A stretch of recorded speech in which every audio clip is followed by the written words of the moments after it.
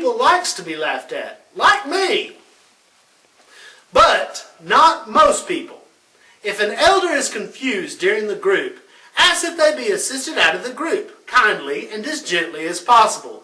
Reassure them that you are not laughing at them, but just laughing in general. Then redirect the group back to the activity and continue. After the activity, go to the confused resident and visit them. Make sure that they continue to receive you well. Sometimes you will have an elder who wishes to tell a joke. Let them. Gauge their ability and the group's response to the joke. If they are good, then encourage them to bring more jokes next visit, or let them tell more jokes.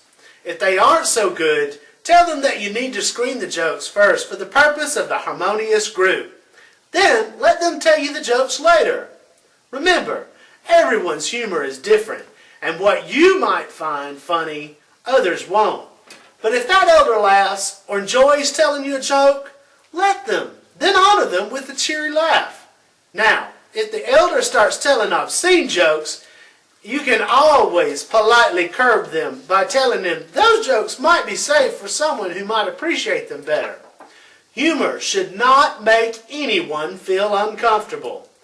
But I realize in my setting at my job that it's not about my preferences, it's about them. And some fellows enjoy telling dirty jokes. So I might let them tell me in private, just so that they can enjoy the laughter. I even fake laugh for them. If during the group you encounter a heckler, which you certainly will since we live with some real live wires, encourage them to participate by telling a joke. Most times I have encountered heckling from elders who wish to tell jokes themselves. You can even tell the elder that you know the jokes are corny and slap your knee. Try to play it off. Do not take personal offense. That's the best way to overcome heckling. Play it off. Go with it. Now that you have the basics, repeat the laughter rounds, or fake it till you make it. Do this as often as you feel that you need to gain the audience, or PRN. In my groups, we always do 3 rounds of barrel laughter. Keep it going. Get on your calendar as often as you can. Get your staff involved. Encourage friends to send you jokes through emails. Ask other people into your group to tell jokes. Spread the laughter. Every Monday, I send out emails for Monday Blues to my coworkers. I do it on Friday, too. Some, but not often, since everyone seems willing to laugh on a Friday. Spread the laughter. Keep it up. People think that we're clowns anyway. We might as well have fun with it.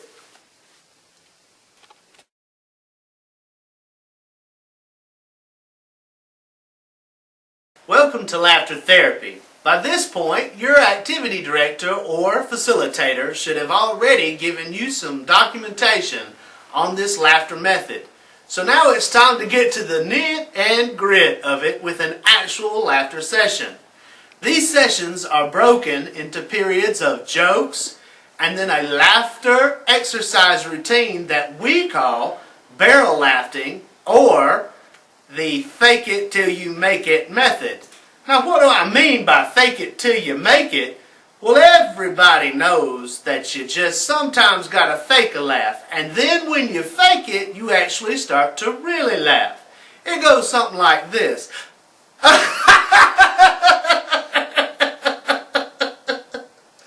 See what I mean? I can actually fake it until I make it. When you do your exercises, try to jiggle yourselves around and give yourselves a little body movement. You might want to bounce in your chair some. Shake your belly.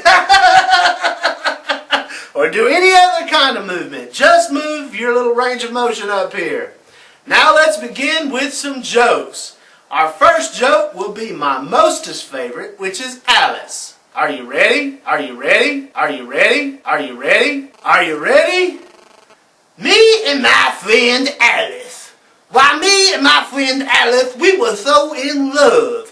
And us decided to go walking down the railroad tracks one day.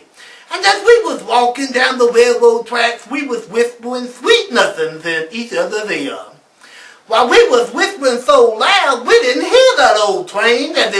climbing up the tracks. And that Alice, she got swept off in the front of that train and left me nothing but her hand. Oh, I felt so terrible bad. I kept walking up that track and I was holding on to her hand and I was feeling real sad for myself. Well, as I was coming and walking along, I looked down and I saw her leg. And I said, Lord, that's Alice's leg. So I reached down and I picked up that leg and I kept on walking up that track. When I came upon another leg, I said, Lord, that's Alice's other leg. So I reached down, I picked it up and I kept walking up that track. Well, wasn't too long as I was walking, I saw her torso. I said, Lord, that's Alice's torso. So I reached down and I picked it up. Ooh, that's when I noticed the heat that day was getting awful hot and the sweat was getting in my eyes. And I started to hurting in my back something fierce, but I kept walking up that track. I looked down and I saw her head shortly, and I dropped that torso and them legs and them arms, and I turned the head around and I looked her square in the eye, and I said, Alice, pull yourself together, gal. I can't tote you all day.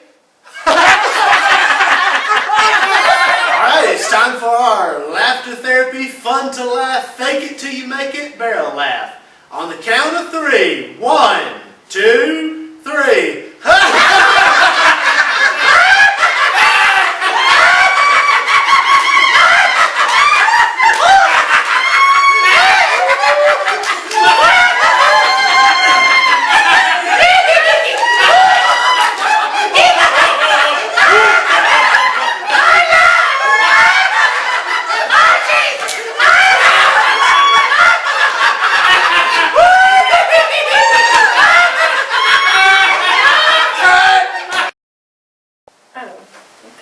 Billy Graham had just come off of this long tour out preaching revivals all over across the United States.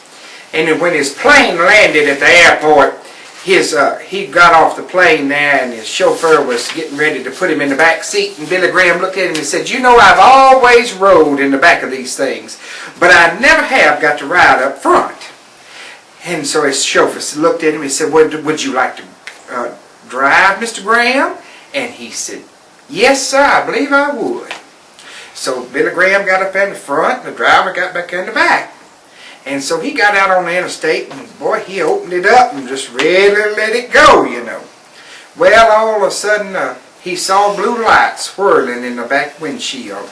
And the state patrolman had pulled him over. Well, the little state patrolman walked up to the window and Billy Graham rolled down the window. The officer looked down at him and said, can I have your license and registration, please? And Billy Graham handed them to him, and he took them, and he walked back to his patrol car, and as soon as he got back there, he called into headquarters and got his lieutenant. And he said, Lieutenant, I think I've made a big mistake. He said, what did you do, son? He said, I pulled over somebody real important. He said, well, who did you pull over? And so the little patrol officer said, well, it's somebody mighty important. Lieutenant, you just don't understand what I've done. And so the lieutenant said, well, did you pull over the governor? And he said, no, sir. And so the lieutenant said, please tell me you didn't pull over the president. And the little police officer said, no, I didn't pull him over. It's somebody more important. And so the lieutenant said, well, son, who did you pull over? And the little boy said, well, he's got Billy Graham as the driver, so it must be God.